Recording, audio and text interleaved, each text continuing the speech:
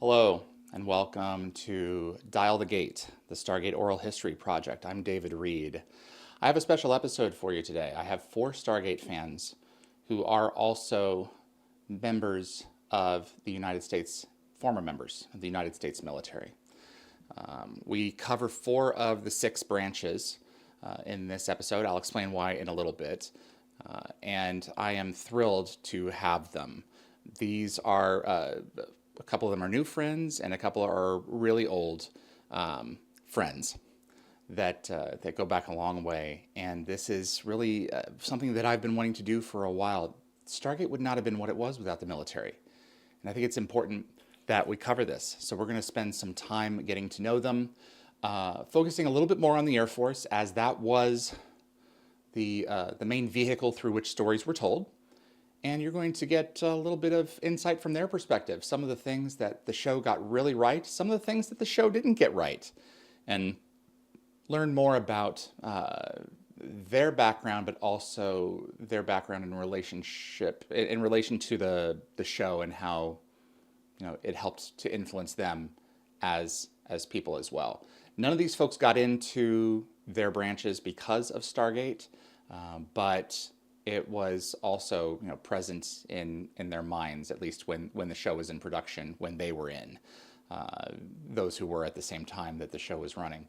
So I think you're going to get a fair bit of insight into these four branches of the armed services. Let's go ahead and bring them in. I am privileged to be joined by four U.S. military veterans. I have one from four of the six primary branches of the military. There are 8 uniformed groups in the United States, which I did not realize that.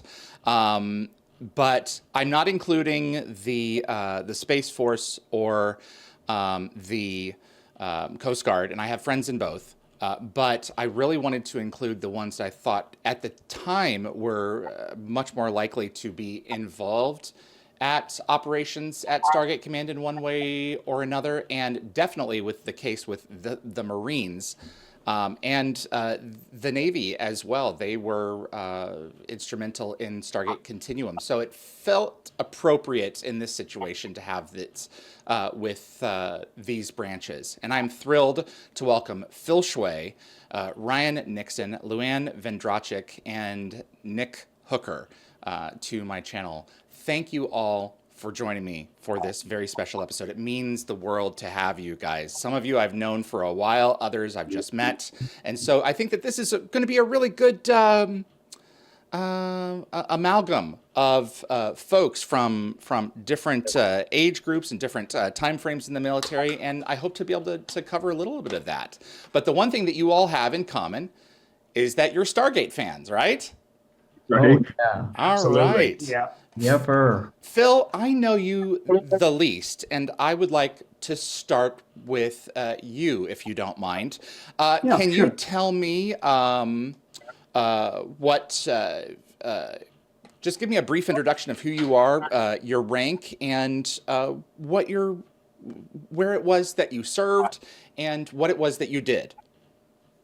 Phil, I was in the Marines, actually Marine Reserves. I was in during the 90s, like 94 to 2000. So after Desert Storm, before 9/11. So never got called up, never got deployed. I was in what's called air support. Was in what a direct air support operations operator. Basically, my unit was bridging the gap between the units on the ground, like infantry, armor, and what have you, and the air wing. So anytime anybody on the ground needed anything aircraft related, medevac, direct air support, close air support, whatever, they'd call us. We would then call back to the air wing and then get them their aircraft and then route it to them. Wow. And you did that for the majority of your time? Yeah, all 6 years. All Yeah, 6 years. it was a good job. I liked it. It was kind of an obscure one. When I first signed up, and I didn't have any kind of preference, and then okay, well that job was available. It fit time schedule for, okay, by the time I finish all my training, boot camp, MCT, I'd be ready to be picking up. So it's like, okay, sounds interesting. But all through my time, nobody had any clue what the heck that job was. Yeah, not the recruiter, not the drill instructors, nobody. Are any of you surprised to hear that? That there? No. No, really? No. There's always jobs like that you don't know it until you have to work with it one-to-one. It's just like, I didn't even know they trained you for this. And there they are, though, the specialist for the job. I'll be darned. Mr. Ryan Stitch Nixon, hello, sir. How's it going? Welcome back to the show. You are a returning face. Tell me your rank, your background, and a brief summary as well of what you did. Well, I was thinking back there as Phil was describing everything, and he said it was available, and it made me chuckle because originally I was supposed to be an anti-submarine warfare operator, and that was my whole focus and everything. And I got into MEPS, and they were like, it's not available, pick something else. And I was like, wait, what? MEPS? Yeah, it's the military intake. You go there, and there's a bunch of people. Thank you. If there are any acronyms, you must separate them afterwards. Thank you. You can use the acronym, but then unuse the acronym. Thanks, guys. Go ahead. Yeah, just real quick, it's a processing station, basically the last step before you get to boot camp. Okay. All right. Yeah, and literally the guy's like, he slides over this huge book, and he's like, pick something else. I'm gonna go smoke a cigarette. And I was so mad. And he comes back, and I was like, just sitting there, and I was like, I'm not going to decide the next 4 years of my life while you go smoke a cigarette. And I'm like, I need some input here. But I ended up being like a survival equipment man. The slang term is parachute rigger. I was also military police for a few years as a collateral duty. But yeah, I did 21 years as a rigger, and maintained all the emergency survival equipment for pilots. And I worked 6 different platforms and was on like 6 different carriers and different squadrons and traveled all over the world. And there's a lot to it. So 21 years total. Yep. Okay, so we're at 27 years total, if my math is correct. Phil, you said 6? Yeah, 6. Okay. LuAnn Vondracek, welcome to Dial the Gate. How are you? Very good, thank you. Sergeant Major LuAnn Vondracek, I know that one because she and my dad had a long conversation, and I've actually sat down and talked with LuAnn. When I first started doing fan interviews, it was for Gate World back in the mid-2000s. And she and I sat down and talked years ago. Yes. And I'm glad to come back around. This is kind of full circle for me here, because there's a lot. I think this is a completely different environment that we can communicate in. And the series is now largely, franchise has been kind of put to bed for a little while, so we can look back on it. Tell me about you and your career. Well, I joined active duty Army in 1975 because I didn't know what I wanted to do if I went to college. And so when I first joined, I was put into corrections. I was a prison guard, and then went from there to military police patrol duties and things like that. I eventually became a military police investigator. And then as I hit E7, I then switched out of military police and I became an instructor. And when I reached Command Sergeant Major, I actually retired at that point with 23 years in. And I was the senior enlisted advisor to a logistics unit. And I've been retired since 1997. Wow. But I lived around the world. I was lucky enough to get paid to live in foreign countries. I did a year in Korea, did lots of time in Germany. Got to travel a lot and had a really, really good career in time. Wow, that's amazing. And Command Sergeant Major, I apologize, excuse me. Oh, that's okay. And Ryan, you said 22 or 21? 21 years. 21, Yeah, I'm 23 and 6.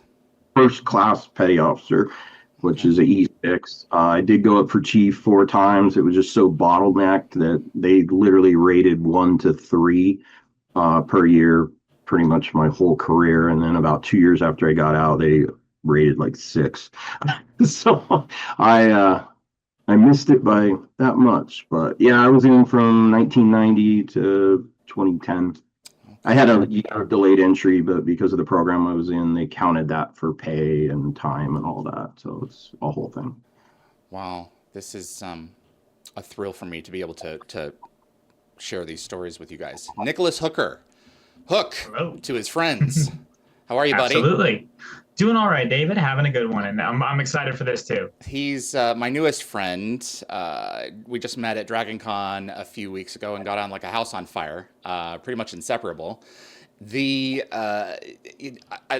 been really looking forward to hearing your perspective on this, particularly because the show centered around the Air Force. So tell me a little bit about yourself and what rank you achieved and what you did. So Technical Sergeant Hooker, E6 as well. I am at a collective. I just separated recently. I am at collectively 10 years, 7 of active duty and 3 as a reservist.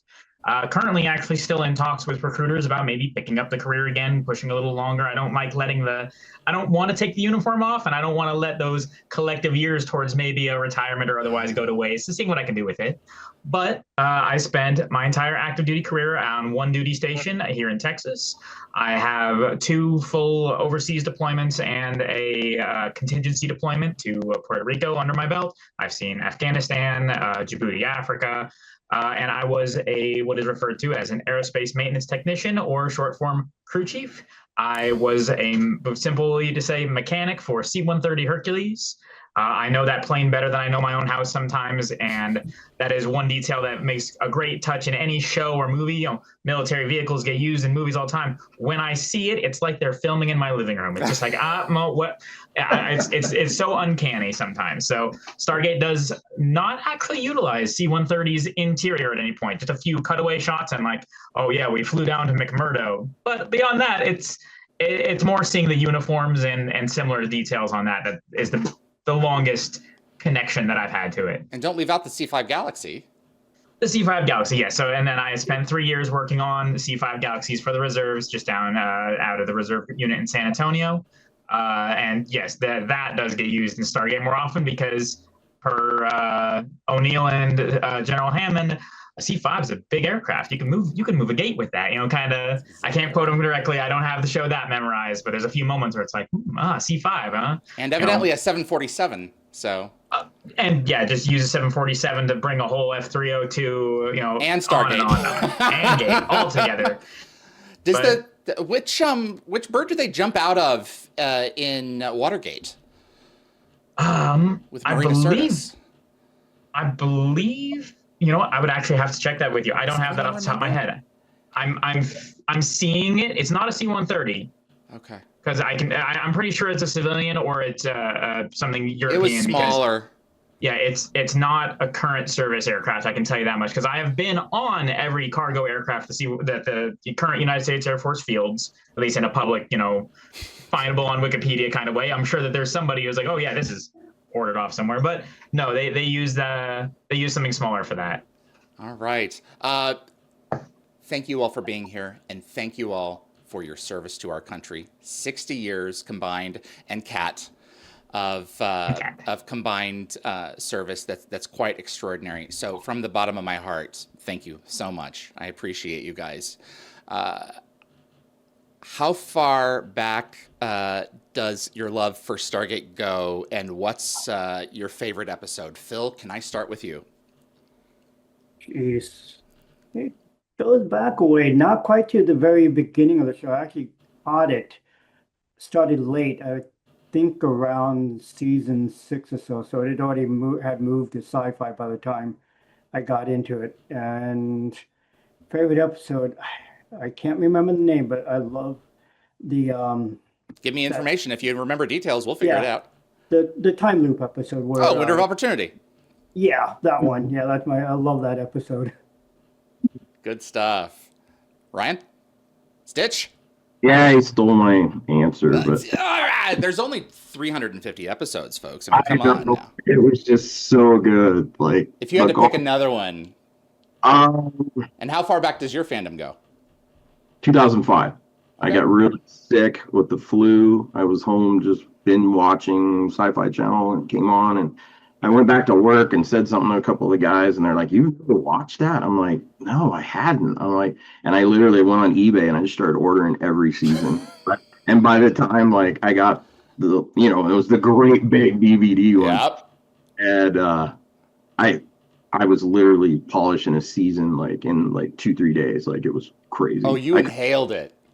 Oh yeah, I couldn't even keep the eBay orders coming quick enough to keep up with how fast I was watching it. Like, so it was ridiculous. And then I met, Dan Kim and Phil and Dean and everybody at Dragon Con. Like, I literally had about 30 days to get ready for Dragon Con, and pulled it off, but it was a hot mess. So how many, Ryan, you were a cosplayer. Has anyone else, no, and Hook, you've cosplayed. LuAnn, Phil, have either of you cosplayed for Stargate? Yeah, No. that's how I kind of got started in the whole, really into Stargate, because I had met Dan Kim at San Diego Comic-Con one year, and then that kind of started everything. Okay, got it. Ryan, what's your favorite episode other than Window of Opportunity? Honestly, I would probably say right around the time period where they transitioned to it into Atlantis. So those few right there, I don't. Lost City, Heroes. Yeah, Lost City was big for me. Like, that was so cool. Okay. LuAnn, how far does your relationship with Stargate go back? And what's your favorite episode? Well, it started out late one Saturday night. I suddenly heard Patrick McKenna's voice, and I thought to myself, but Red Green isn't on. And I turned around and looked. And not on Sci-Fi. Yeah, and not Or on Showtime. Sci-Fi. And well, no, it was actually like a network late night showing thing. You were catching it in syndication. Yes. And I saw him and RDA in the same frame. And I pulled out a chair, sat down, and went, yep, okay, we got it. And I was hooked from that point on. And so that was about 2003, because it was like season 5. That would have been season 6. And Season 6, sorry, yeah. No, that's all right. And then, so yeah, from that point on, I was in. And then I eventually caught up with the rest of it. So I kind of watched a little bit backwards. And I had the opportunity to meet Patrick McKenna not too long after that through Iowa Public Television. And I was talking to him and I said, you're the reason why I got hooked on Stargate. And so now whenever we correspond or anything, he calls me the Stargate lady. He's a great guy. He is. So, he is. Yeah, that So aired. that's kind of the short story of how I got hooked. And actually the other guys, and then I agree, like with Heroes, Lost City, yeah, really kind of like the heavier episodes, that type of thing. Yeah. Okay. Sort of my standing list. Hook? Hi. So I would say my relationship with Stargate starts with, and it's vague in the air for this, whenever I happen to just pull my grandfather's collection of DVDs, he has Stargate on DVD. So that came out, I just Googled it right, I think it was 97 on DVD. So he had it. It was just sitting there. I had no idea. One day I was bored at his house, pulled it off, put it on, watched the movie. That was cool. Didn't think anything more of it. A couple of years go by and I have a satellite TV for the first time, and I'm just flicking through the channels and I just see the word Stargate Atlantis go by. I'm like, Stargate, what, more Stargate? I went back, I clicked it, realized how lost I was, had to Google it, saw there's how many seasons of this show? Hold on a second. And I sat down and just started binging.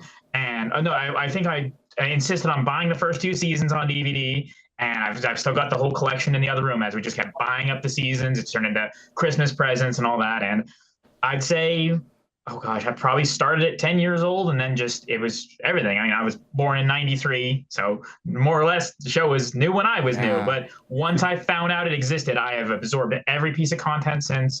I remember watching Universe on premiere day and all that. Just like that was some of the stuff that's like, okay, new content. I get to watch this for real and all that. And it's been a huge part of it, and it's been huge in my life.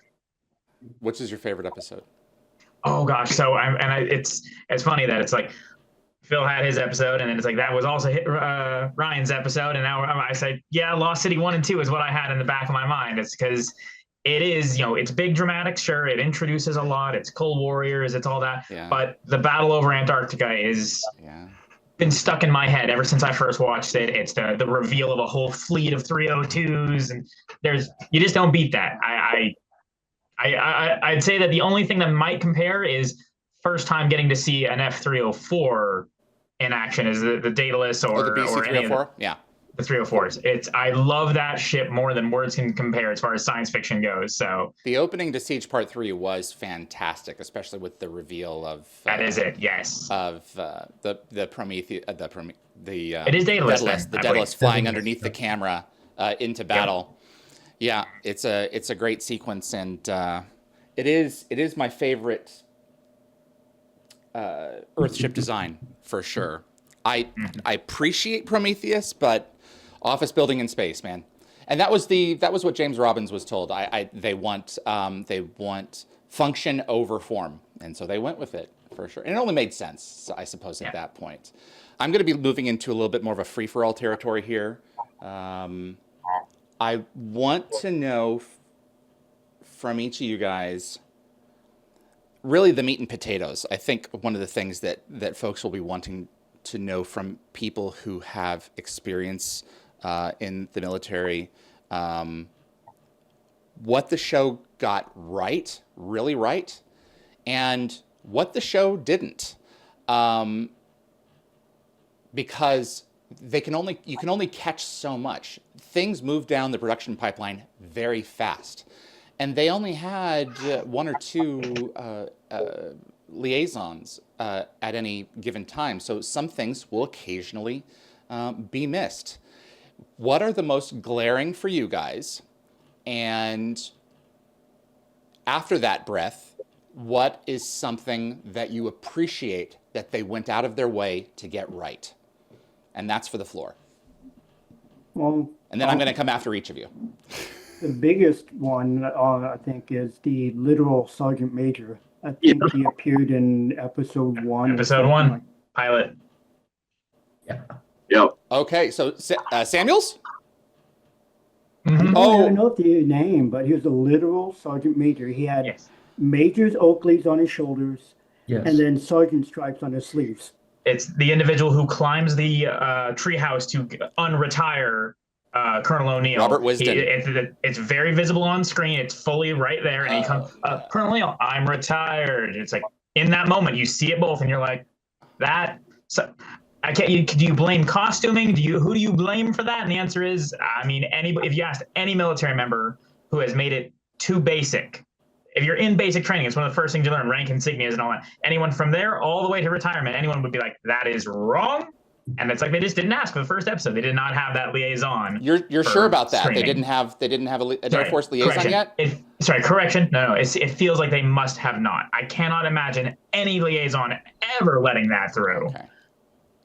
Hook, it is your fault that I screwed up with Michael Greenberg in an interview that I published last week when this thing comes out now. I was like, did they have one from the beginning? Because I'm not entirely sure. It was your fault. You put the seed of doubt in my head that that's the case. And so now at this stage, I'm not even positive that they started with the U.S. Air Force. I think so, but I have yet to confirm with anybody who would have known. So thank you for introducing that nugget of doubt. I appreciate it. But at the same time, it is pretty glaring. Go ahead, Ryan. Well, You jump back to that. You always, I hear this so much online. Well, they have to do it wrong. There's this big misnomer on the internet and out in the world that Hollywood can't do it right. They have to put a mistake or it's not legal. And you Yeah. can't What? impersonate military personnel or can't impersonate a police. Yeah, Yeah, people it's believe like- that. It's an That- origin that just took off a long time ago, especially in the costuming world. That is such that's such a bullcrap excuse. Come on. Wow. Yep, I've heard that as well. And to the same effect, it's kind of a point of like, I mean, then make a fake rank. Like if you're going to be impersonating, you're going to add more on there. You're going to like might as well just throw like stripes and all like what are you going to do? It's like no, that was a very silly excuse for that issue at the time. Wow. Okay then. But Ryan, anything specific that you've noticed over the years? That I know in a couple of cases, at least in one case, Hammond's. What is the board of ribbons? Is it called a ribbon board? Ribbon rack is the most common Ribbon term rack that- was upside down, I think, once. That's easy to do, though. Okay. Particularly when you get a symmetrical one, like it's in rows of 3. So if you have anything divisible by 3, if you have 12, it's a matter of like, all right, upside down is the exact same equilateral kind of shape. If you have an odd number, it's like the 2 or the 1 go at the top or something like that. It stands out a little different. But yes, I have seen that one pointed out. And there's another time where a very, I think it's, you're going to know the episode off the top of your head, is the episode with introducing Sam's dad. Oh, okay. Secrets. Norman, yeah. Yes. In Secrets, there's a room full of individuals in blues, and ribbons actually have an appropriate order to go in. Yeah. And I'd say there's 3 or 4 individuals in that room, and it's just like, it's like they had so many ribbon props, and like, okay, order this one, look at it. There's just a little bit of assembly wrong there. Not a lot, but it's just like, and that one just got moved over. It's like, were they just throwing them on the ribbon rack? It's not a huge thing. You got to like stare at it and pause the screen to see it, but it's there. Hey, to play devil's advocate, though, Hook, how many times have you seen that in real life? I've had to be the bad guy sergeant and be like, my sergeant noticed my airman is off, and it's like, I'll get him, sir. I'll get him. But that being said, I've had airmen show up to roll call with the part that says U.S. Air Force and their name tag. I've seen them show up with those Velcro swapped. So, there's days, and you have to say like, I know your mother didn't dress you because I know you're from Kansas and we're in Texas, but did you get dressed in the dark? You have to laugh it off a little bit, and then just move forward with them. Be like, okay, I don't want to have to give you either something silly like paperwork or a conversation about, do you know the dress and standards appearance? Have you read your AFIs on uniforms? It's like AFIs? Sorry, apologies for that. For the Air Force, it is the Air Force instructions. Okay. It is the guidance on how to do all your dress and appearance. I know I believe AIs for Army. There's all kinds of terms for it. Yeah. But I know that in particular, what is it? There's just regulations in the Army. Thank you. Just regs. Yep. All right. Yeah, see, I knew that there was acronyms and things for each, and there's crossover. But yes, there's uniform bloopers. But also, with that being said, a room full of individuals in their dress blues, somebody would be like, all right, what are you doing here looking like that? Comments like that. So again, calling it with costuming, they can only do so much, but it's also a question of like, was it a liaison? Did they run it by the liaison even? It's interesting to think of like, did they get someone to say, okay, how many people of what rank would you get in a room like this? It's all happening in DC, right? Military Central for command, it's officers everywhere. But then again, that's true for Colorado and in particular Cheyenne Mountain too. Exactly. You're going to have so much high rank there that, there's going to be either like, you're not going to have like, oh, here's the general and he's got 2 little ribbons. It's like, no, you got to load these people up. They've got full careers behind them. You got to give them a lot of history. Exactly. They have a history. They have a military history if they're in that room. I find it really, really interesting to think of these service ribbons. And again, Stargate Command, utmost secrecy. No one ever knows. No one knows what you can get there. Sam's dad asking, what are you doing in there? They promoted you for that, deep space radar telemetry. It's always a whole thing of like, these individuals are doing frontline combat or, the most important stuff. And it's like, I really wonder, they never touch on it in the show, is there someone somewhere who's writing down accomplishments and being like, and if we ever go public, these guys get this ribbon, these guys get this ribbon, this one's the alien defense ribbon. I wonder if there's in the back of someone's mind, the secret list of, oh, they're earning it, we just can't let them walk out in public with it. Like, I love the concept, if nothing else. Like, there's got to be something. You got to recognize them someday if it ever went public. Yeah, it's Saul Rubinick's character, Emmett Bregman, says secret wars and secret deaths. If there are secret wars, there would be secret ribbons for those wars that are probably just designed somewhere, perhaps not even designed. Mm-hmm. Yeah. Ryan, you have something to show? I do. This is one of my pride and joy prop collections. I actually have Ben Browder's rack. This particular rack has his Medal of Honor on it. From the F-302. The top and center, yeah. With Medal of Honor. Because I know it was never worn on screen. And I think that was part of just his character and who he was. I don't know who made the call. It was definitely made. I mean, the rack was never worn, or the Medal of Honor was never worn on screen? The Medal of Honor on screen that I ever saw. So I don't believe this was effort. I mean, it was made. It's got his name on it and everything. And after in the beginning of season 9, with they're doing the flashbacks and the 302. We're seeing him in the office with Bo, yeah. But when he walks up, puts his hand on the gate, like that was that was probably one of my also favorite later episodes. But I went back to that because, when they flash back to the hospital and they told him he's getting the Medal of Honor and everything, but he never wore it. And that, to me, production doing that was awesome. I loved that, that his character was so humble, and I remember Landry giving him crap, self-deprecation and all that, in the office the first day when he's supposed to pick the team, and it just, all that tied in to just his mindset and the way Ben tackled that character. Mm-hmm. The acting, all of it, and I don't know who made the call that, well, we're not really going to use it. Maybe it was just a thing that, well, we don't want to use it because it's so important and real and honorable, and maybe we shouldn't show it because maybe somebody get upset about that. That might have been a production call, just out of respect. But I was able to attach that to the character itself. Did I sell that one? No, I got it in a crazy lot from some lady. I just bought a bunch of stuff. So PropWorks didn't have that one. Well, I'm going to have to check because we sold a lot of those ribbon racks. There's a lot of Continuum stuff that I had gotten after the auctions. But even the PropWorks books, I was going to comment earlier, there's a lot of them that were upside down in the catalog, and I gave Alec crap for it. No, so that was my job. That was not Alec's responsibility. That was mine. So you should give me crap for it because I should have had a military advisor. So, well, when I edited the second book, I made sure they were all rotated and exactly, for sure. I didn't realize that the ribbon racks, they could just come off so easily. Do they have to put them on every morning? It depends upon order of precedence for the medal. So that's how you can get them, like one almost literally outranks another medal or an award. And that can happen. But also, too, you just have to be careful when you do it, and just know what you're doing.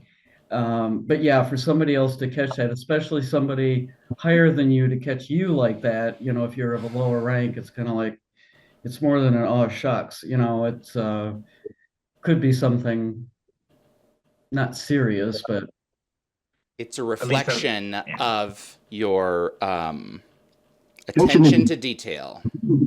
Yes, and also maybe your professionalism too, that's a probable. But anyway, so yeah, it happens. Okay, for sure, yeah.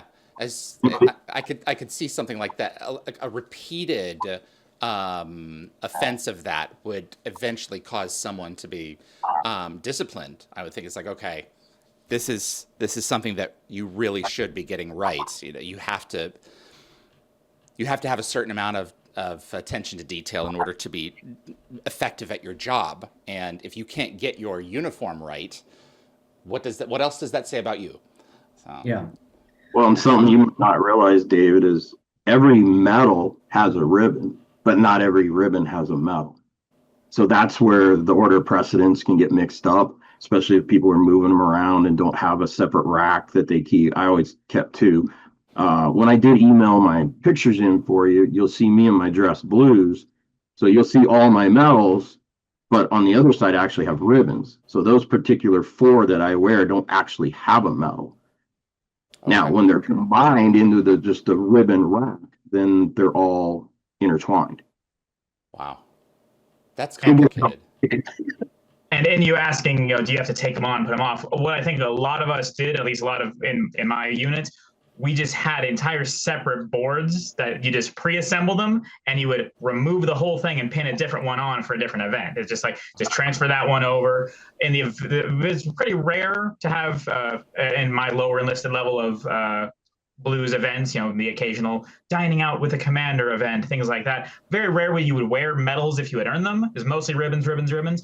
But there were a few where it's like, all right, putting on your best mess dress. How many medals do you have? And you had airmen who'd be like, I don't have any medals. I have ribbons. And we'd have to look at them and be like, your ribbon corresponds to a medal that you've earned. You own a medal. And they'd be almost shocked. They'd be like, oh, I've never had to wear it before. Where do I get it? Moments like that where, commonality of it is different, but going with something like those folks in DC, all going to all these big events with the president showing up, you'd probably see more medals.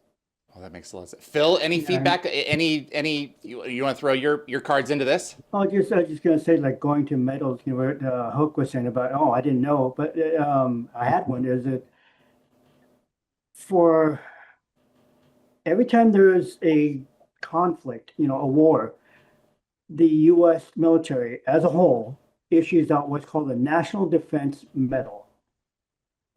And the thing is, it goes on for some years after the conflict. So for me, I got in around 94 after Desert Storm. But even though I got in after Desert Storm was over, I got issued in boot camp a National Defense Medal.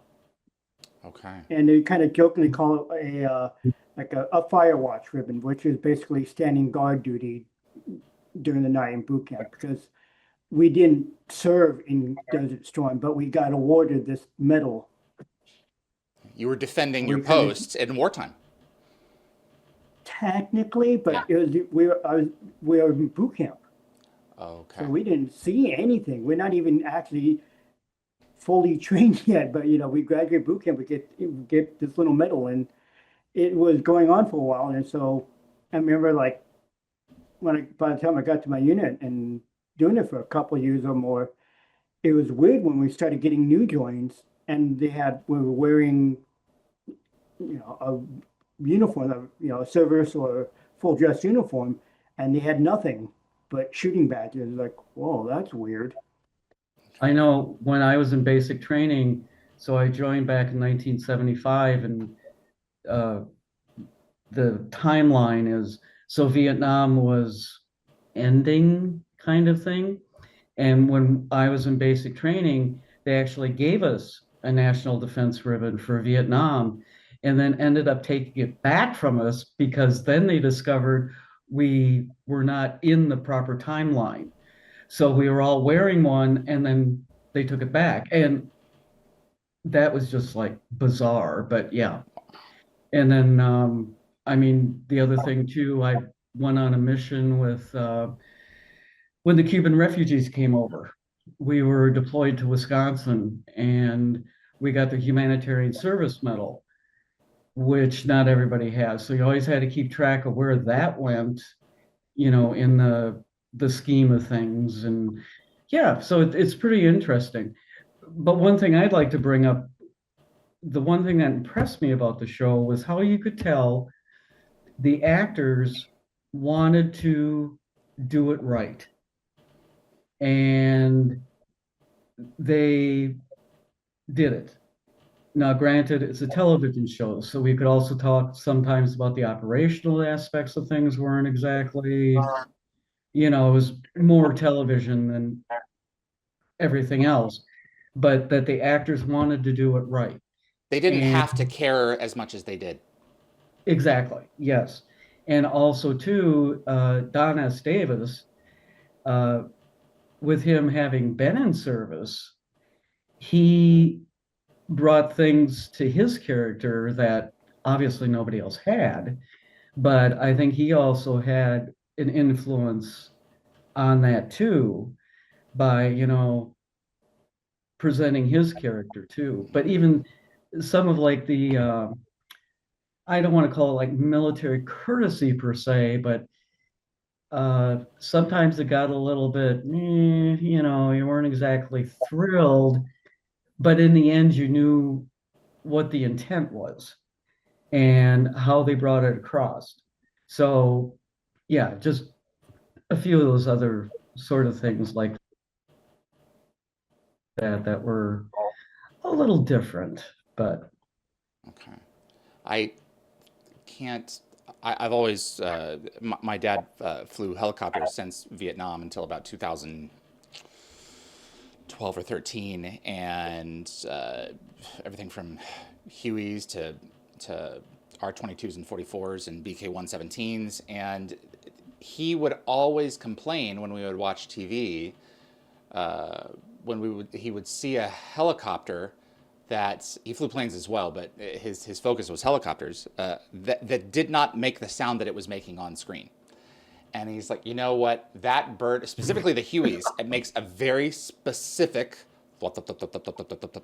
it's a very specific sound. And he's like, they couldn't go to the trouble of pulling a sound for that type of a bird. And I was like, Dad, you are probably one in 1,000 audience members who would be able to recognize that sound. Maybe not 1,000, but it's not 500 either. It's something very specific. And the question is, how much does it take in terms of resources to go and fetch certain things if you don't have those files immediately on hand? I suppose, now you can go and get a sound for anything, and something as specific as say a Huey 204, that's going to have you can pull that from anywhere, and the sound is uniform enough that no one will know where you got it as long as it's a straight up sound. So there's a lot that goes into that, and the question is, where do you divide the time? Where do you split it? Because with production, you only have so long. Ryan, was there anything else that you spotted over the years? Well, from the costuming aspect, and everybody had their cats, so I gotta. Oh my God! Jeez, that's a big cat. That is something from the costuming aspect that I really liked, because, and something else that they got right was how invaluable civilians incorporated into the military settings. Real quick, when I ran the Paraloft in Atlanta, I had a civilian that worked there for ever. And every 4 years, he got this new idiot that rolled in and took over as supervisor. And, he had a new boss every 4 years, basically. And I went to him as a presidential advisor, and I'd always bounce things off of him because I was like, hey, Brad, have we ever tried this? Well, yeah, back about 9 years ago. He had such a wealth of knowledge. But just that invaluable civilian contractor type thing, because there is people out there that get that job and they're just there forever, and they're a cornerstone to the maintenance, or you got tech rep, all kinds of stuff. But from the costuming aspect, the thing that I really loved was, like Carter and O'Neill always, uniforms very fitted, boots, bloused, everything. But Jackson, he always wore, and I know some of that carried over from the original movie, but the larger BDUs that were a little more sloppier, his boots weren't always bloused or whatever, because he didn't have to. He wasn't required under military regulations, even though he had to wear the uniform just to blend in. Mm-hmm. And then, of course, Chris, being Tilk and an alien, it was neat to see how much he would do to kind of fit in. but you'd still see just direct job of the laces, and it just, they got so much right. It was just amazing. They had to show his guns. I mean, come on. Oh yeah, They were enormous. So Actually, one little note I can add on that, which is there's an episode, I believe it's a Jonas Quinn episode. Again, there's so many. Yeah. There is a bit where he shows up, he looks around the room, and you've got God, I keep after talking to you, David, I have trouble saying, do I say an actor name or a character name? So all right. he looks over and he looks at Colonel O'Neill and Major Carter, and he sees what they're wearing, and he looks over at Daniel Jackson, who's wearing a different colored flight suit of the day and all that. He's got green, blues, and he says, "Hey, how do I know what I'm supposed to wear? What color do we wear each day?" And the answer for military is, there's actually a schedule in advance called Uniform of the Day that can get published to a unit if they're going to be doing specific things. My unit was 99% of the time wearing the camouflage, the usual this or that, but they would have like, hey, we're doing a blues inspection day on this day of the month, so Uniform of the Day, that day will be this. And then again, if you're not military, it would probably just go right over your head. What do you mean you change it on certain days? But that moment was a little bit of like, that's a very civilian question in a military show. It fit really well. I love that moment. Does anyone remember what Carter's answer was when she left the room and kept walking and then responded? I don't. No one remembers it? The memo? No. So she says, we call each other every morning.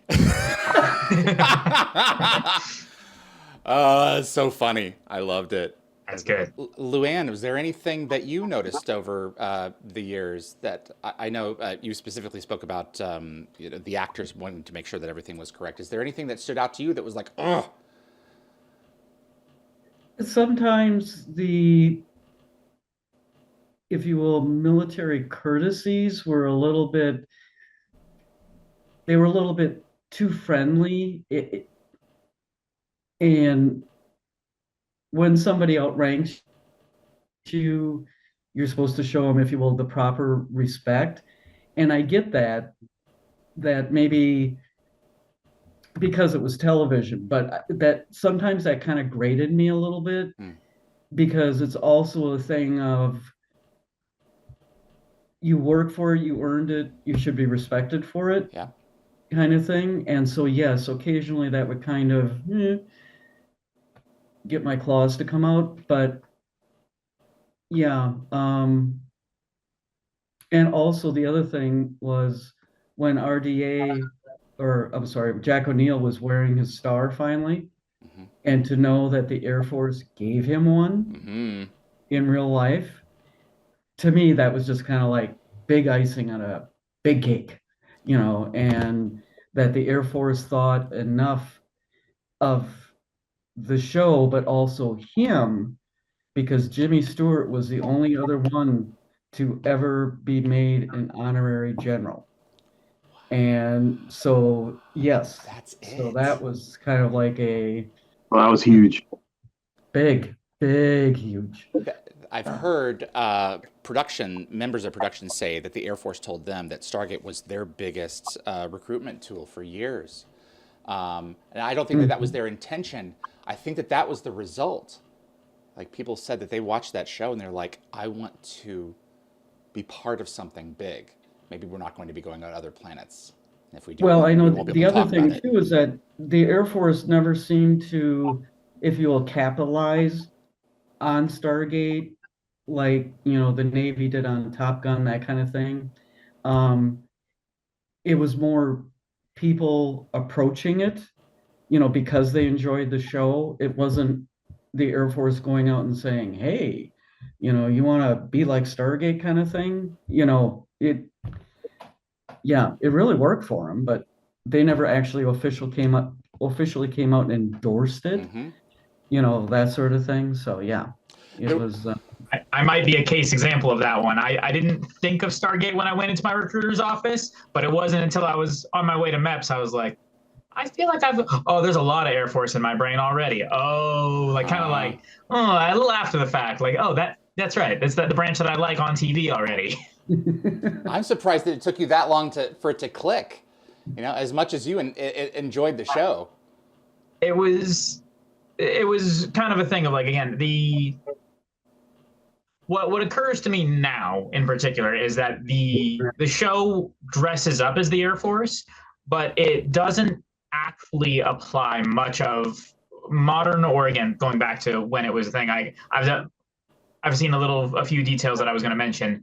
It doesn't apply much that is Air Force culturally or policy wise or otherwise. It's all for the sake of the writing of the show, it's all very unique. It's an exploratory political meeting uncontacted tribes. Like there's not much policy from actual Air Force you can apply to that. It's all probably closer to Secretary of Defense politics. Can you give me an then example? As far as the idea of these individuals having all like this colonel having this unilateral authority to go work with these people in these places and such, that the reality of and again the combat that they do, like the idea of like, all right, this tribe is hostile, start shooting to escape to the gate and stuff. Going to modern idea of like who you're allowed to shoot or who you're allowed to ever be in any sort of mortal combat with. There's a lot of policies. With the Pentagon all the time. You would be being like, okay, we're not getting along with them anymore. What do you want to risk it? Is like they had a lot of authority as the SG teams. But what I was really leaning more towards, as far as mentioning the culture and such, is that the Air Force has certain things that are maybe their. I'm trying to think of the term, the most appropriate terms for this. It's the morale inspiring things that they go on the T-shirts. It goes on the Air Force websites. It's on the top of your stationery. There's a lot of things like, for example, in '95, the Air Force adopted core values, and it's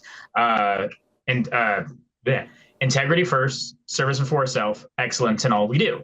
And that is literally, you cannot open up any Air Force documentation without finding those words somewhere. It's everywhere. And every branch has equivalents of their core values and similar and all that. But at no point in the show is this ever utilized as a touch of like, oh, see how Air Force-y we are? The show doesn't capitalize on being Air Force as much. They chose the Air Force as the vessel for it because they were, space and Cheyenne Mountain and a lot of that.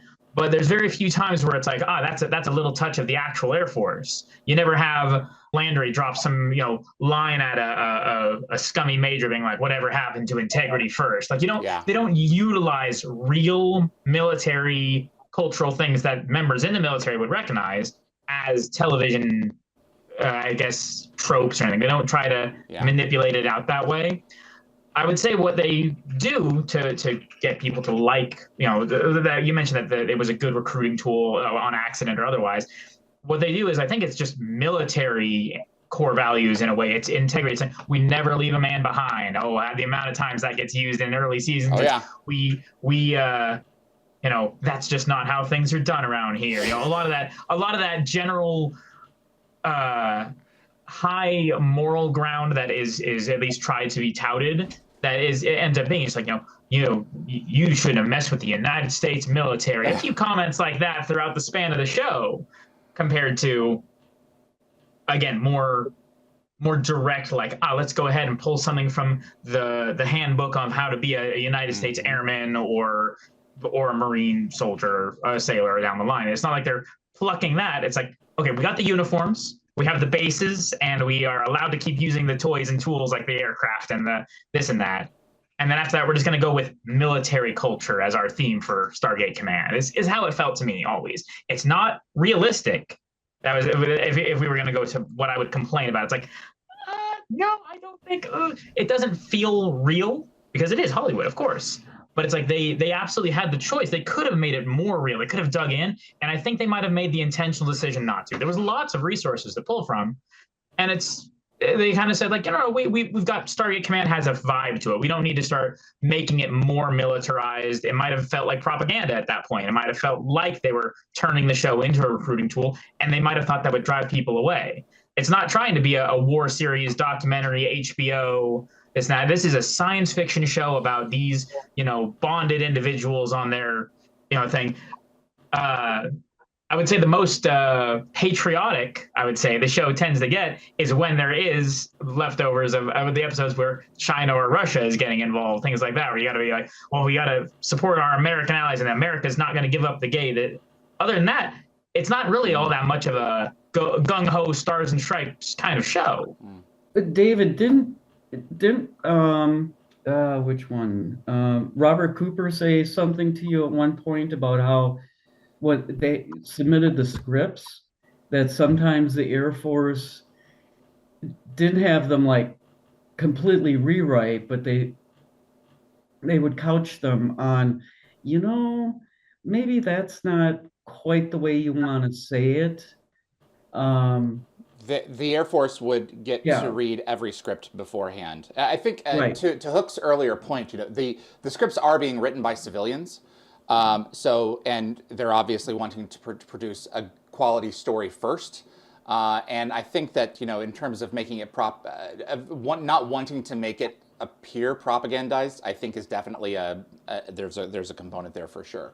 But I think to your larger point, yeah, that was definitely, LuAnn, what they were trying to go for is like, okay, we don't want to do something that the Air Force is going to be rubbed the wrong way about. It's like, let's make this work. And very specifically, I mean, window of opportunity is a great example. O'Neill hands in his resignation and then turns around and kisses Carter. And he can only do it then. But it's hilarious at the same time because we all know it's true. Yeah. Yeah. Ryan? Well, what I was going to say is I think what they really tried to do was just touch on the military bureaucracy, the red tape, the oversight, the political issues, even using the moral dilemma stuff and, Jackson being that moral compass and that type of thing. But they still, the need to file the reports and the hurry up and wait. I mean, they got that part of it right. But I know for a fact that they had like geophysicists and people that read over the script. There was what was her name? McKinnon. Mika McKinnon. Yeah, she was the last science consultant on Yeah, Stargate. she would go over Geophysicist. all the peer research and make sure that all the scientific stuff was, as close as they could get it. And, but it was just even like a Navy SEAL team. You have a huge team, but particular mission, there may only be 4 or 5 guys that go out. Yeah. And where they were able to kind of twist that was assigning the particular teams. And then the specialty teams, so of course the Marine teams were SG3, SG5, and then they would touch on that particular mission and what was required. And, the big fans started making lists of, okay, well, what does SG17 do? Sure. Yeah, and there was exploratory and medical and the Marine teams and it got really cool because they did do that. So those are the types of things that they did do. Now there was unconventional officer behavior, sure, and I believe it kind of got worse. I was a little disappointed in the way like Greer conducted himself as an E9 on an SGU. That was more like maybe a disgruntled E7. Oh, really? Okay. Yeah, it just, the rank didn't match the character. That was the type of mistake there. I mean, I love him as an actor and his whole character and everything. I just didn't like his rank. That was it. Phil? I think he should have been an E7. Phil, any comments on Greer and the Marines, or any specific thoughts on the usage of the Marines in Stargate? Nothing like Greer, but I do feel like the Marines probably would have in real life been utilized more because Yeah. what you see the SG teams do would be like perfect for Marine recon. That's their bread and butter. They go out and scout ahead, sometimes miles and miles ahead of even the most forward units.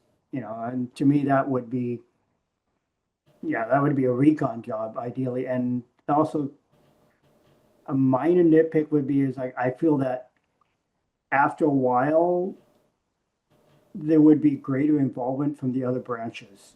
There's no way something as big as the whole Stargate program, once it really started taking off, that the other branches wouldn't want to a piece of that pie. Exactly.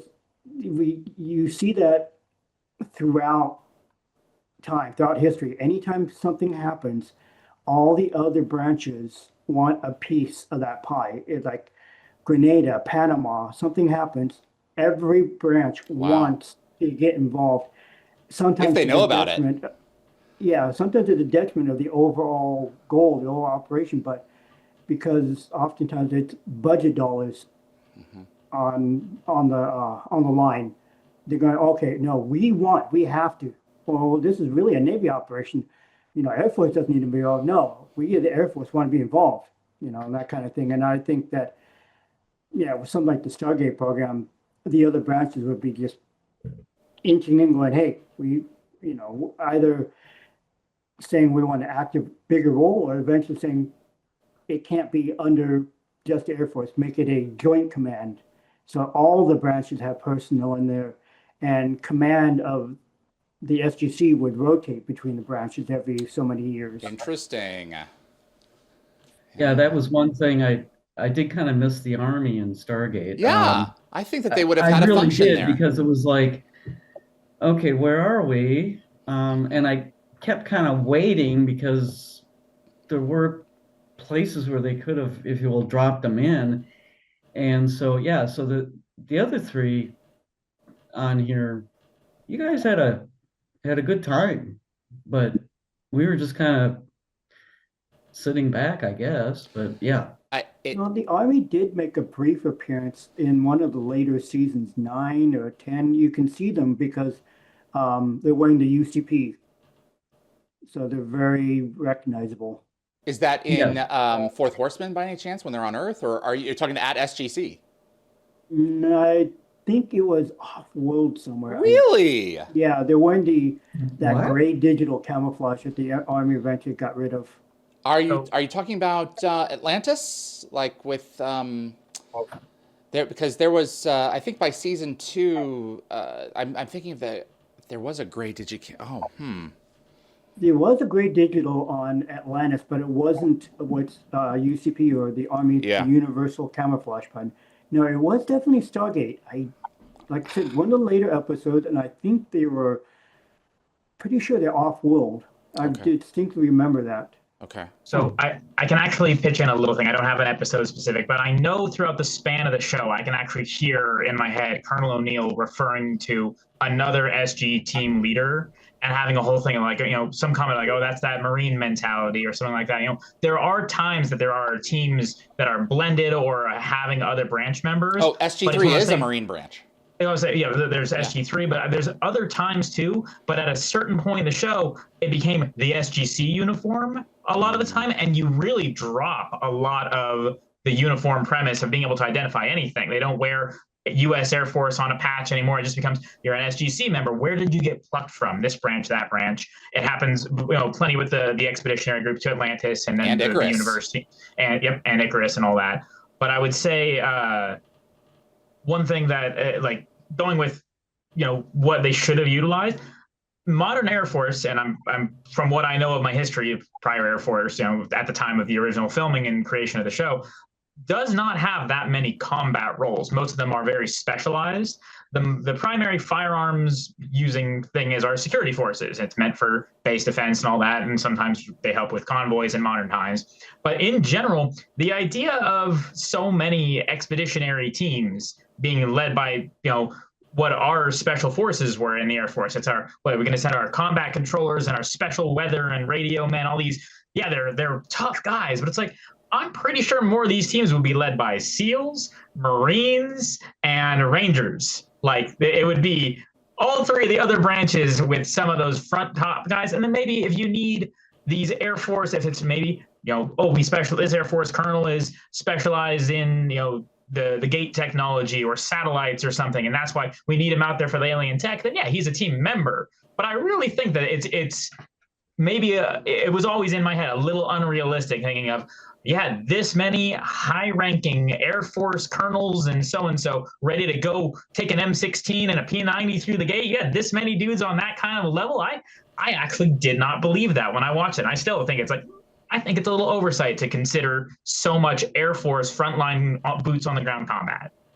Well, and that's actually one of the things I was trying to refer to as the operational standpoint, too. I mean, like, Major Carter, Colonel Carter. She was, yes, brilliant, but she was an astrophysicist and a pilot. You kind of go, and She's kind of amazing. Those people, I'm sure, are out there, but I think that also enhances the fact that she was like, there was no one like her, So it depends. Oh, it depends on how you look at it. definitely. Yeah. Yeah, but I'm just saying, from what we know Yeah. and what Nick was kind of talking about, that's sort of an under thing with operational stuff too. So I watched a lot of the show with my dad, not all of it, and I do want to bring his comments in as well. One of the things that he did notice, especially with Heroes, one of his criticisms is that with Bregman on base, I mean, he's obviously a stand-in for someone like I'm just now blanking on his name, who Ken Burns. He's of that ilk. If this were an order from the president, Hammond would have followed the letter and the spirit of that order to have everyone be as cooperative as they could for that team and not have them be as defensive as they were, to make sure that he had the best chances of portraying them correctly and didn't have to deal with as much conflict with them in order to get the product that he needed. It makes great television, but it really is cross purposes from what the goal of that was. His other, I think, really astute comment was in Insiders, when Carter gets captured by Ball, her authorization codes would have immediately been deactivated. So she couldn't have gotten into the base computer unless she hacked it. She couldn't have just put her codes in to hand over control. It's little things like that that really add up. And then on the flip side of that, the things that the show got right. Hook, can you tell me, or maybe this was military in general, in 2006, I shot a Choose Your Own Adventure DVD movie for my final in college. And it featured Air Force ROTC members. And in one scene, we're there finishing a meeting, and he stands, and I'm like, Nick, incidentally, Nick, I need you to salute. He says, we're indoors, I can't salute. And I was like, I watched it on Stargate, and he's like, yeah, that was 1997. Like, Yeah. Oh, when did that policy change? So from my yeah, I'm gonna let others go first real quick. Yeah, from my point of view, it's always been that way, unless you're absolutely you've been directed to report to somebody that outranks you or your commander. That's about the only time that you salute indoors. That just comes to mind. But yeah, that was always one of the other things was, Okay. Yeah. You'd have to be covered. Most time indoors, you're not. Yeah. Now, if you're called into the skipper's office for NJP or something, you're gonna have your cover on and you're gonna go in and salute, and that would be indoors normally. She was also military police. Anytime we carried a weapon in the Navy, we left our cover on, even indoors. Your cover Yes. meaning your hat. Your hat, Yeah. yes. Okay. And that meant that also that was an indicator to people that you were armed. So there's that too. So, but yeah, I mean, I've seen people covered indoors during either non-judicial punishment or an award ceremony or something like that. They'll call you in, you'll salute, then you take it off type thing. But it's more of a formality to just how serious the situation is, maybe. Okay. But yeah, just that I remember one particular, I think it was in the opening credits for a long time where it had RDA, saluting From Children of the inside. Gods, there's a lot of saluting. Yeah, and he didn't Yeah. have the cover on. So that wouldn't have happened. Okay. Yeah. All right. That makes a lot of sense. I can attest also that in general, saluting is, customs and courtesies when outdoors with your cover on. If you have certain individuals passing each other, so an enlisted member to an officer, that's the most standard reason for a salute. It's the enlisted member salutes the officer. When the officer renders the salute back and drops their salute, then the enlisted drops it. It is the most common sign of, I'm acknowledging you, sir, hello. It's a requirement, and it is a standard sign of respect. You can, in certain contexts, there will be us, saluting indoors, as I said, reporting. First time meeting a new commander. First time meeting a new commander, you might walk into his office, render a salute, and say, "Sir, Technical Sergeant Hooker reporting his order." You might just drop a quick little reporting statement, and at ease, you'll be told, take it easy, relax. I think there might be one of those from Ben Browder, possibly meeting a general. I can't say for certain. Yep. There might be a moment like that, but in general, no. It's not a casual flip a little salute here and there, but that might be something to the portrayal of. Richard Dean Anderson being, Colonel O'Neill, a little laid back. It's like, I tried to retire. I tried to set all this a little aside. He's a little, it might be showing the cavalierness on purpose. It might have been really well thought out by the writers. Yeah, he's like, when Mayborn salutes him goodbye, he uses the flowers. And he's always doing it just dumbing it down, just not dumbing it. That's not the right word, but it's just an O'Neillism. He's taking the seriousness off of it, which is, again, it's simultaneously, it feels unrealistic, but in his position, with not only the authority that he has earned as a colonel and all the things he has achieved, technically, the whole planet owes him their lives once or twice over. It might just be a matter of he's excising a little bit of I can take a moment and insert some levity and not be disrespecting the uniform that I have given everything for. It's not necessarily disrespect at any point for him to pop off, be casual. It's a matter of you've got to look at him and realize that's the guy. That is the person who can get away with that and not have every general be like, what do you call that hand salute? Or who taught you to salute? I could hear that coming out of my voice at some of my airmen. I've had those moments. And it's is that how you were taught to render customs and courtesies? You jump on someone when you see him do it wrong. But again, seeing that level of authority, I can't even imagine ever the people who could yell at him, Hammond or otherwise. Well, no, you just don't. He's only doing it to peers or to subordinates under him who are saluting him. So, LuAnn? Of course, yes. I was going to say, just talking about saluting and going back to the Congressional Medal of Honor that we ran into, there was only one time in my whole military career that being outdoors and I was walking by another enlisted person that I saluted them so fast that it shocked me, because that was the only time enlisted to enlisted, no matter what your rank was, that person, if they're wearing a Congressional Medal of Honor and they have it on their utility uniforms or fatigues or whatever, and he had it on his collar, that's where he wore it at, that I saluted. He was a PFC, and I was an E5. And wow, I couldn't salute him fast enough. Yeah. But, just one of those very rare occasions that, did you guys ever have the opportunity to do that? Nope. Never met a Medal of Honor winner in person. Wow. Been on calls, they came and called into our unit to talk to us, but just never had a chance. Oh, okay.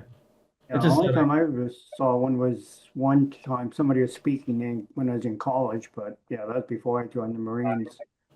Wow. Some amazing people are involved in, getting us where we have to go. So many. Folks, this has been fantastic.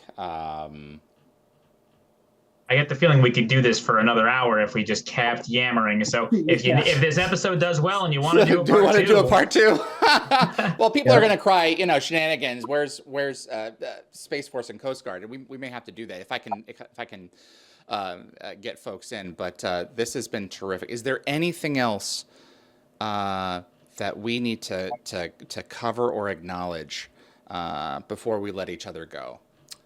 Just take a moment and chew on that. I had the opportunity to talk to Donna Davis on quite a few occasions, and we got to the point of, I told him that, I was still in the reserves at that point.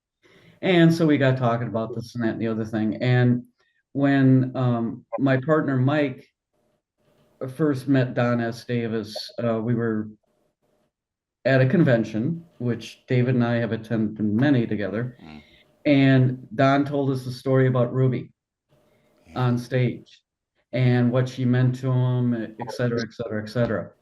And just to show you the effect, a couple weeks later, Mike came home and gave me these earrings and said I was his Ruby.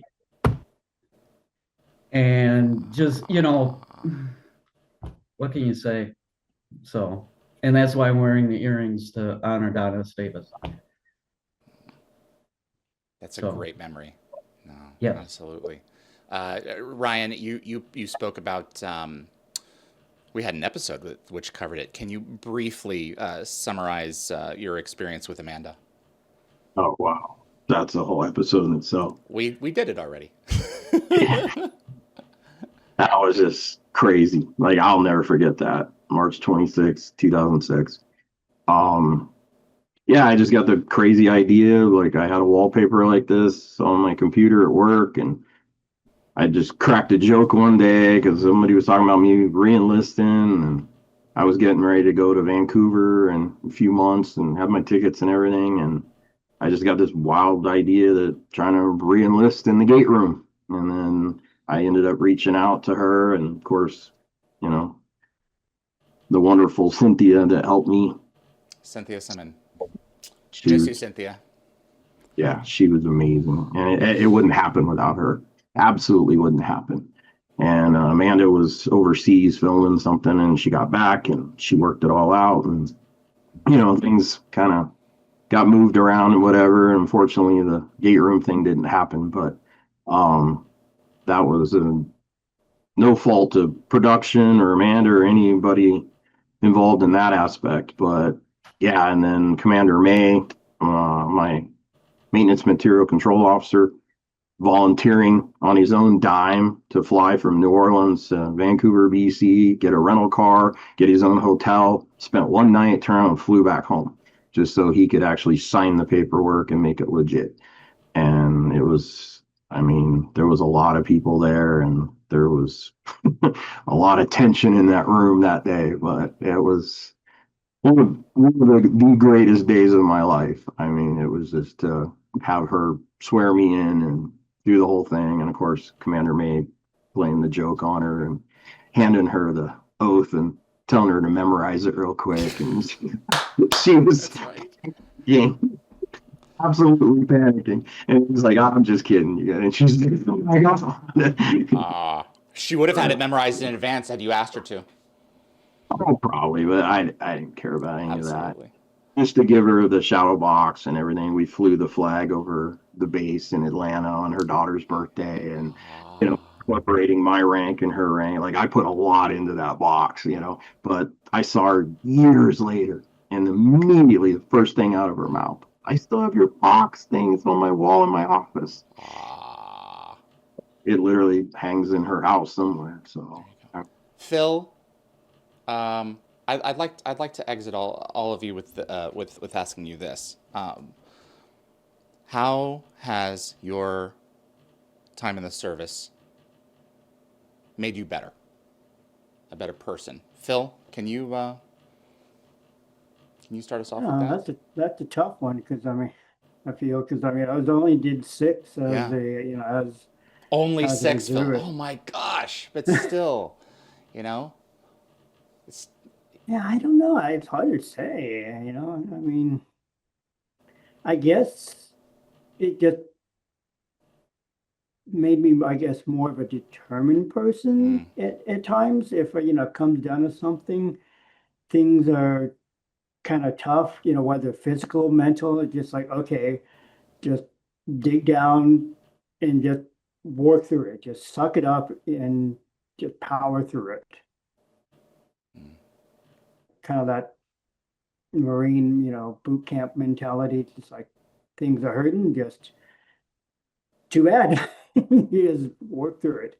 we got to do it. LuAnn? I actually got my civilian job that I retired from 7 years ago because of my military experience. I had the organizational skills, ability to plan, um, how to talk to people, how to present myself, and it made me me. Um, because I was 19 when I joined, and yeah, it made me me. And for that, I am eternally grateful. And also for the opportunities that it gave me. And yeah, that I feel very proud of it. And I'm very glad I did it. And as a woman, on top of that, in the 70s. Yes, when I joined, and then even just before I retired in 1997 to make Command Sergeant Major, I was almost like an endangered species. There just weren't that many of us where there are now. And I had had another sergeant major in another unit. And one time we were walking down the street together and we were literally stopping traffic. That was back in the first part of the 90s. And people were like, two of them. Wow. And I'm so glad that's changed. Yeah. Wow. Hook? So, I And I'm Kat? still and cat. I would still say that I'm still right on the edge of still feeling the formative effects of what the military has done for me. I wouldn't be. I've been a different person, 4 or 5 different times, and the biggest change in my life was who I was before the military, who I am after. Not talking just basic training, you learn some stuff. It's a matter of kind of getting to see so much at once, getting to see so many people from so many walks of life, and realizing, wow, okay, that's one way of doing things. Okay, what should I do here? This and that. And just having to adapt so quick to so many things that I had to change a lot. And you have to shape yourself to fit things. And I'm going to say the military was a great framework for that because there's a lot of support for failure. If you screw something up, there's, aside from people who are required to tell you that was a screw up, please do it this way. There's also just people who are able to just, bounce feedback. You have a lot of, I would say that probably the biggest thing is, again, that immediacy of you see someone else in a uniform. Doesn't even have to be your exact uniform. If I bump into someone in Marine camo or say Navy camo, I can look at that person and be like, Yeah. oh, hey, you get it certain ways. So a lot of that, just tuning your brain to be able to just handle things differently, being like, okay, never had to handle stuff like this when I was a kid, high school, a little bit of college. It was like, oh, I don't know. How are you supposed to? Changing that to, I don't know what I'm supposed to do, but let's try a few things. And that's made me, I feel like 10,000 times more capable than I used to be. And I tried to do the best of it I can. If I may be so bold, I mean, you and I were just talking 2 or 3 weeks ago. It helped you find your voice. It helped you with your confidence. Mm-hmm. And it's one of those things you can model certain bits of it off of nearly any bit of good television like Stargate too. You can take a moment and look at how people interact and all that, and just be like an actor for a minute and lay out a joke, like moments for a joke. How it makes you better. It's kind of a matter of,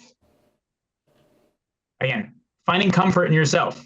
It's honestly really what it's been. It's I became comfortable in my own skin and know what I'm capable of and know what I am comfortable doing.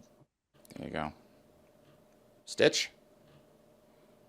I think for me, a lot of it was the teamwork, the camaraderie, learning, those type of social skills. I grew up an only child, so I mean, there's challenges in that in itself.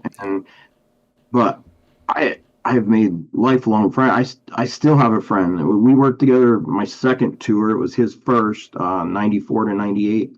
I mean, we didn't go more than probably 2 months, and we'll be on the phone for 2-3 hours just catching up, talking about life and just politics or whatever. But I'd say personally, being a parachute rigger and all that was my attention to detail. That made me, because you can't functional test a parachute. It's got to be right the first time. And I became a perfectionist at certain things. And it might be just, walking out to the car to go somewhere with somebody and be like, hey, you're missing a valve stem cap, or something. And people are like, what? Or they're like, oh, I can't find my keys. And I'm like, oh, the red keychain with the thing on it. Yeah, it's laying on your mantle over there. And people are like, I really noticed that about me, throughout my life. So those are definitely skills and things that I obtain in the Navy. Being we're limited on size, so cross training is huge. And I was a plane captain. I also did environmental and air conditioning systems on certain platforms, and I had roommates that were airframers, so we might end up carpooling. I was out there throwing rotors at 2 a.m. just so we could go home. So I wasn't doing just my job. Like, I remember in Panama in '91, I met an Air Force guy, and they used to be so diversified that all this guy did for 12 years was change tires on a C-130. That's all he knew how to do. And I sat down and I was talking to this other life support technician. She was female, and we were about the same rank, same age and everything. And we started going. She's like, well, what do you have to do? We sat down one day and we figured it out. And at that particular time in the Navy, I was doing 9 different Air Force jobs. My So- God. Yes. I have to go ahead.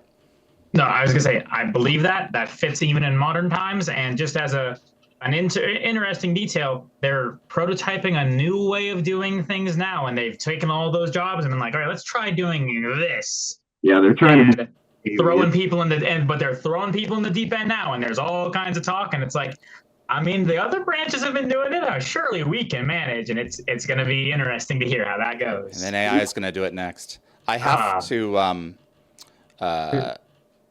brag on Ryan for a second here, and also slap him across the face at the same time.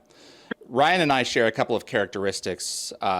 We can be intimidating and a bit much to certain people. We have very... Phil's nodding.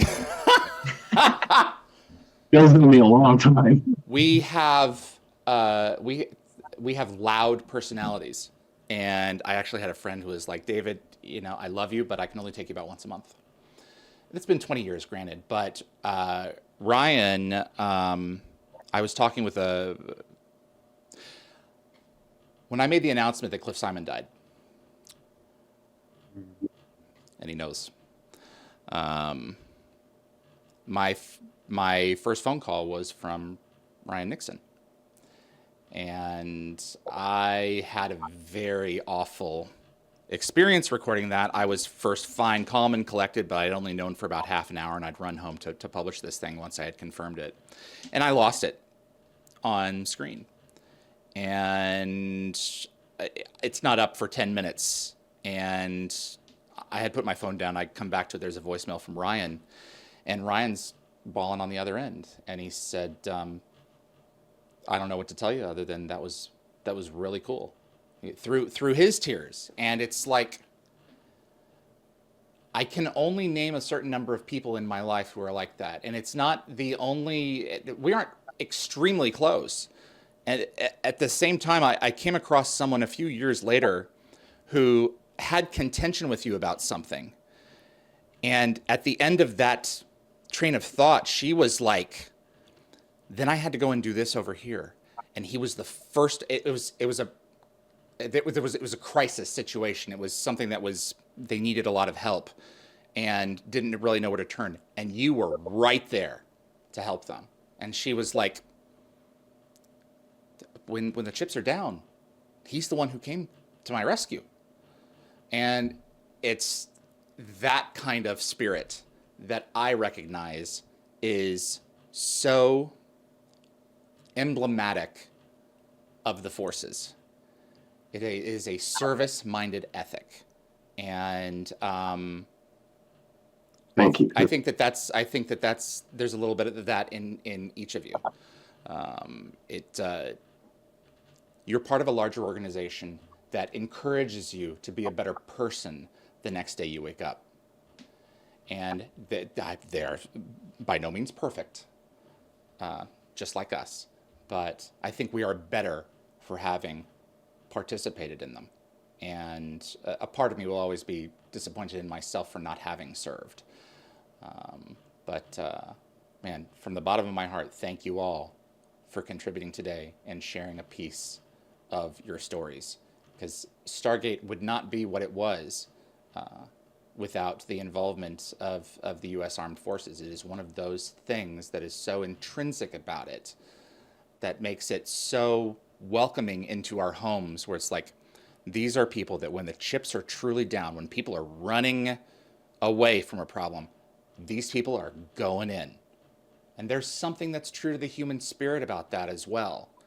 There are some people that they're just built in such a way that when all the red lights are flashing, they go into a mode that says, I'm here, and I'm going to be a part of the solution. And you guys are representations of that for each branch. And I thank you for coming on.